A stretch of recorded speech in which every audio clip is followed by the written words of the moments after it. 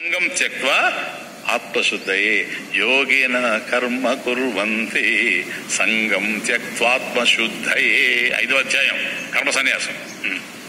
మీకు ఉపదేశవారం అయిపోయిన తర్వాత వస్తుంది 5th చాప్టర్. సరేనా?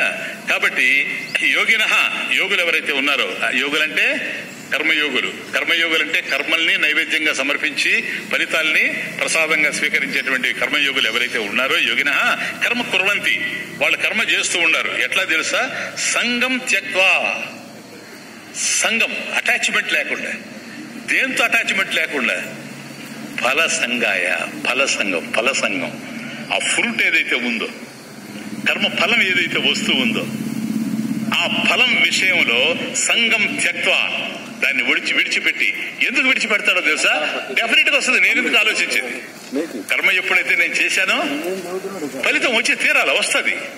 అది నా డ్యూటీ కాదు, he's duty. He's bound to do it. నా కర్మకు ఫలితం ఇవ్వాల్సిన వాడు ఆయనే ఇస్తాడు. నా పరిస్థితి ఏంటంటే, ఆయన ఫలితం ఇచ్చినప్పుడు ఆయనకి రాగద్వేషాలు ఉన్నాయా? ఆయనంటే ఇష్టము, ఈయనంటే కష్టము అనేటువంటి రాగద్వేషాలు ఉన్నాయా? ఒకరికి ఎక్కువ, ఒకరికి తక్కువ ఇచ్చేది ఉందా? లేదు. ఎవరికి ఎలా రావాలనో, ఏ విధమైనటువంటి ఫలితం రావాలనో ఆ విధమైనటువంటి కర్మ ఫలితాన్ని ఆయన ఇచ్చేటప్పుడు నేను ఎట్లా తీసుకోవాలి? దాన్ని ప్రసాదంగా తీసుకోవాలి కదా. కర్మ ఫలం మీద దృష్టి ఉంటే అది వేరే విషయం. ఫలం త్యక్త్వా, అది సంగం త్యక్త్వా ఫలసంగాయ. కాబట్టి ఫలసంగం లేదు నాకు, ఆ ఫలం మీద దృష్టి లేదు, కర్మ ఫలం మీద దృష్టి లేదు. కాబట్టి ఇప్పుడు ఏమవుతుందో తెలుసా? ఆయన ఏదైనా ఇవ్వని నేను ఎట్లా ఉంటాను? ఒకే విధంగా ఉంటాను. 10 లక్షల ఆదాయం వచ్చినా ఒక విధంగానే ఉంటాను, 2 లక్షల నష్టం వచ్చినా ఒక విధంగానే ఉంటాను. ఎందుకో తెలుసా? ఇది నాకు రాదగిరింది కనుక వచ్చింది, ఈ ఫలితం ఇంతే. ఇది డిసైడ్ చేసినటువంటి వాడు కర్మఫల ప్రదాత భగవంతుడే గాని మరొకడు అయ్యేందుకు అవకాశం లేదు గనక. ఎంత క్లియర్ గా ఉందో చూడండి. కాబట్టి ఫలం వచ్చినప్పుడు చెదరడు. అలా చెదరకుండా ఎవడైతే ఉంటాడో వాడు కర్మయోగి. ఇది ప్రసాదం అంటే ఏంటి? ప్రసాదేతి ప్రసన్నత, ఒక ట్రాంక్విలిటీ ఉంది వాడి దగ్గర. ప్రసన్నస్య భావ ప్రసన్నత, ఎప్పుడు ప్రసన్నంగా ఉంటాడు. ఏమయ్యా నీకు ఈ విధమైనటువంటి ఫలం వచ్చింది, నువ్వు కష్టపడడం లేదే, నీకేం బాధ అనిపించడం లేదు? అది నాకేం బాధ అనిపించడం లేదు నాయన. ఎందుకు బాధ అనిపించడం లేదు? అది కర్మఫలం కనుక. మరి కర్మఫలం బాధిస్తుంది కదా నిన్ను. ఎందుకు బాధిస్తుంది నన్ను? అది ప్రసాదం కనుక. ప్రసాదం బాధించదు.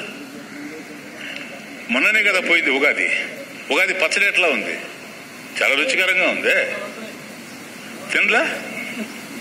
చేదుగా ఉందని చెప్పి అన్నమా లే, ప్రసన్నం, అంత ప్రసన్నంగా తీసుకుంటాడు. ఇది కర్మఫలాన్ని. సపోజ్ నష్టము అది ఇది ఇస్తే సరే, సపోజ్ మనకు కావాల్సినటువంటి ఆత్మీయులు, ప్రాణతుల్యమైనటువంటి వాళ్ళు చచ్చిపోయారు. Hard truths, you need not believe, you should know. Hard truth. నువ్వు నమ్మినా నమ్మకపోయినా అది వేరే విషయం, ఇది తెలుసుకోవాల్సినటువంటి విషయం. ఇది knowledge, it's not a belief. నువ్వు నమ్మడానికి బిలీఫ్ కాదు, ఇది నాలెడ్జ్. చనిపోయినారు అనుకోండి, అప్పుడు ఏమనుకుంటాడు? ఎందుకు ఈ వ్యక్తి చనిపోయాడు? ఇట్లా చనిపోవలసింది కనుకనే చనిపోయాడు. ఒకవేళ నేను దుఃఖిస్తాను, ఆ వ్యక్తి బతుకుతాడు. మనం దుఃఖిస్తే వ్యక్తులు బతికేటట్లయితే ఎంతమంది బతుకుతారు ఈ ప్రపంచంలో? కాబట్టి ఏ సమయానికి ఎవరు ఎలా ఉంటారో మనం ఊహించలేం. అవన్నీ కూడా కర్మ ఫలితాలు. కాబట్టి అలా ప్రాణాలు పోయినప్పుడు కూడాను వ్యక్తి ప్రసాద మనస్తత్వంతోనే ఉంటాడు. ఇది వ్యక్తుల్లో కనపడుతుంది. అక్కడ తెలుస్తుంది కర్మయోగి అని. ఓహో, ఇతను కర్మయోగి అని అక్కడ తెలుస్తుంది. ఏదో ఒక అస్పృశ్యుడి ఇంట్లో కూర్చొని, ఆ రోజుల్లో నేను చెప్పేది ఒక 300-400 సంవత్సరాల క్రితం, ఒక అస్పృశ్యుడి ఇంట్లో కూర్చొని సంకీర్తన చేస్తూ ఉంటే నరసింహ మెహతా